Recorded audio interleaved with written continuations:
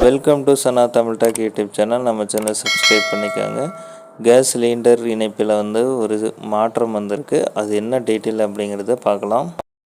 இப்போ நடப்பு ஆண்டில் 900லேருந்து 1000 வரையில் கேஸ் சிலிண்டர் விற்பனை செய்யப்பட்டு வருகிறது. இதில் கேஸ் சிலிண்டர் இணைப்பில் உள்ளவர்கள் மற்றவர்கள் பெயரில் மாற்ற விரும்பினால் ஒரு சில வழிமுறைகளை நீங்கள் பின்பற்ற வேண்டும் அப்படின்னு சொல்லியிருக்காங்க.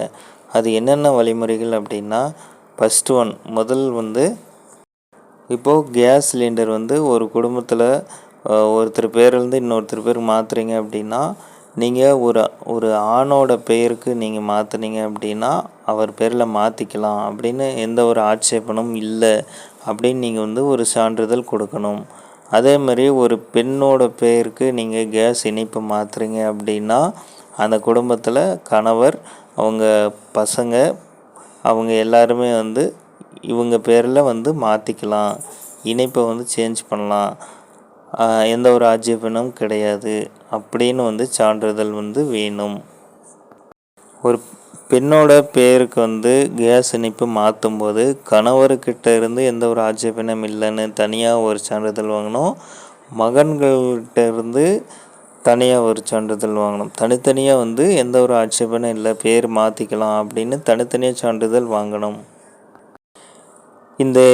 இந்த ஆட்சேபனை இல்லை அப்படின்னு சொல்லி சான்றிதழ் நீங்கள் வாங்கினதுக்கப்புறம் உங்கள் ரேஷன் கார்டு ஜெராக்ஸ் அதோட அட்டாச் பண்ணி உங்கள் கேஸ் சிலிண்டர் இணைப்பு எங்கே இருக்கோ, எந்த ஆஃபீஸில் இருக்கோ அந்த ஆஃபீஸில் நீங்கள் கொண்டு போய் கொடுக்கணும்.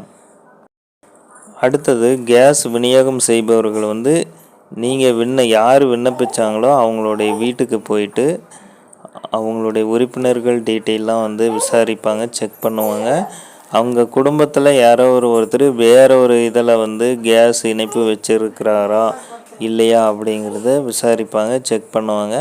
அதுக்கப்புறம் நீங்கள் கொடுத்த அந்த விண்ணப்பத்தின்படி அந்த பெயர் மாற்றம் செய்யப்படும்.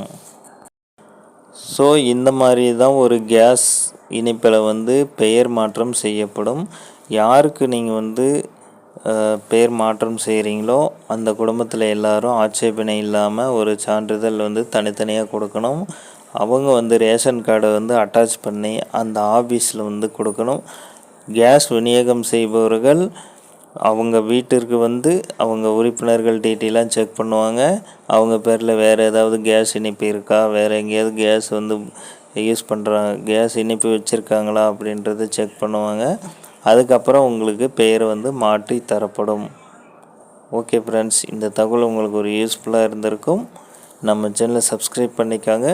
மேலும் இந்த மாதிரி தகவல் தெரிஞ்சுக்க நம்ம சேனலை லைக் பண்ணுங்கள், கமெண்ட் பண்ணுங்கள், ஷேர் பண்ணுங்கள். தேங்க்யூ.